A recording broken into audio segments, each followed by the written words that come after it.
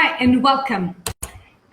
Today, with my conversations that I had from yesterday and then today and some of the stuff that I've been reading and all of that, the thing that I would like to share with you is the question of the masks that we wear. Now, when I do a retreat that is called the Transformational Journey, one of the first things that we do is we talk about the masks. And the way that I get people to understand what I mean by the masks is I get everybody to first talk about their story. What is your story? So what story are you living by? Because that story is the story that brings you conflict and stress and struggle and that feeling of I'm not ready, I'm not good enough, I still have to do this and then I can do that. So we put all those conditions. And all of that happens because in our heads, we have a story about who we are and what we can do. It's not really useful, really it isn't. And, you know, it's not just I've been there and I know how much it absolutely sucks to live like that. I see it in my clients all the time. I hear their excuses, which is the story, you know, they tell me what they want or they tell me how they feel. And then they tell me the reason this is happening. And there comes a story. And then I start to hear the story and the story's got layers. It's an onion and we peel it away. And I'm not suggesting we don't actually go into the story. What I'm suggesting is that you become aware of it. So talking about the story in the beginning is good from the point of view of awareness. But now that you have the awareness, you have to make a decision. What do you want out of your life? Are you going to carry on living your life according to that story that is just something that your mind has created? Or are you going to start living an authentic life out of your heart to who you really, really are? So before I carry on, let me say hello. Let me see who's here. Hi, Helena. Hi, Liana. Hi, Julie. Hi, Michael. Thank you for joining. Hi, Nancy. So what have the masks got to do with the story? Well, the story is a perception that we have about ourselves. You know, we have this kind of idea, this is who I am, and this is the face that I have with the story that I have. But then we want to go out into public and we want to be successful and we're thinking, well, if we wear our heart on our sleeve, so to speak, you know, people are not really going to think that we're successful or they're not going to be able to build trust with us because they're going to think we're failures or they're going to think we're not good enough or they're going to feel that, you know, what are you trying to do? Look at you kind of thing. So we don't want to do that. So we put on this pretty mask of like, hey, hi, life is great. It's just wonderful. So the question that people say to me, well, seriously, you know, should we be telling the truth all the time? And I would say, you don't have to do either. I'm not suggesting go to some new client and be like, oh my God, my life is terrible. Because yeah, of course, that's not going to work. But for the same token, it's you that mustn't believe the story that feels the need to put the mask. If you didn't have the story, who would you be? What would you do? How would you act? And you know, there's so many times that I see them resistance from our clients of like, I don't want the story anymore because I struggle. But on the other side, the story has given me an identity. And if I don't have that story anymore, and therefore I don't have this identity, I drop into this space of nothing. And then what do I do? But you see, that's where the magic is. When you drop into that space of nothing, when you become no one, and there's no story and there's no identity, then you can really go into your heart and go, who am I? What do I want? And most importantly, what we talked about yesterday, how do I want to express myself?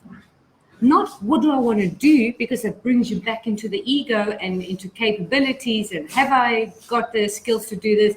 Am I good enough to do this? Will people like, you know, it gets back into the story.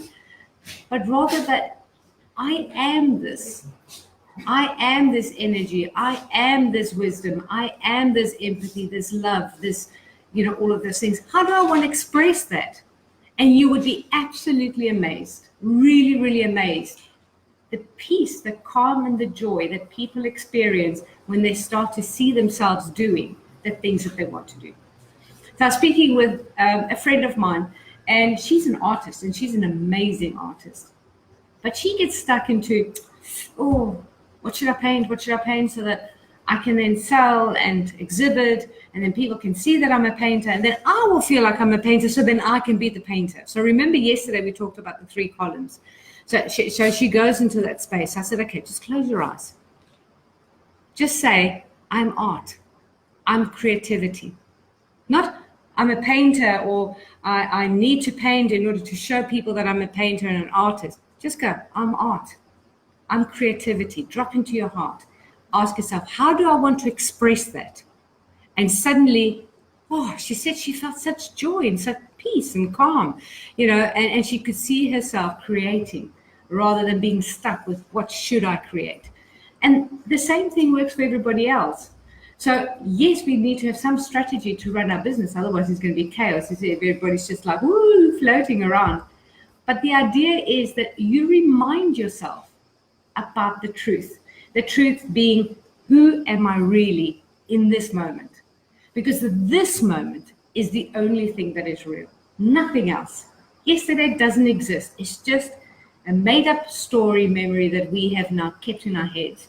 Tomorrow definitely doesn't exist. So for those of you who experience a lot of anxiety, you're creating future stories and you're living them in the present. Because again, like one of the other things that I've said before, is that your unconscious mind cannot tell the difference between reality and fantasy.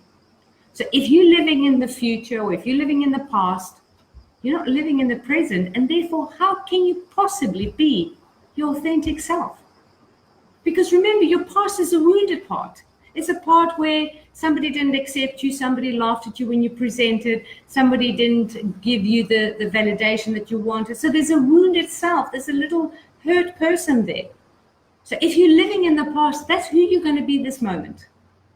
But if you're living in the future, but the future being one of anxiety and stress and fear, that's not real either. But in the moment, you'll have all that anxiety and you'll be living out of that space. And therefore, you'll never have the opportunity to be yourself. So live in the now. Take that mask off, because that mask is just hiding the pretend that isn't real, the struggle that isn't real, the problem that doesn't exist. And you're going to say, yeah, right, Vicky, problems don't exist. No, they're creations of the mind. We always can either do something or do nothing. And like the Dalai Lama says, if you can do something, go do it. If you can do nothing, no point in worrying. And that's the truth. So come back into your moment, come back into your truth, come back here and release that struggle. You can hear your ego and you can hear your internal dialogue going, just be amused. Go, it's interesting. Anyway, what am I going to do now? Who am I? How do I want to express myself this moment? What are the things that I want to do? So one of the ways that I express myself is by sharing this information. It's my mission in life, my absolute mission in life, to help people stop the struggle. I've been there. It sucks so much that I don't want other people to do it. So one of the things that I do is I share these things. I like to post some questions and challenge you. So put some comments below. Really, please do put some comments below, because they help me, but they help other people too, and we become a community.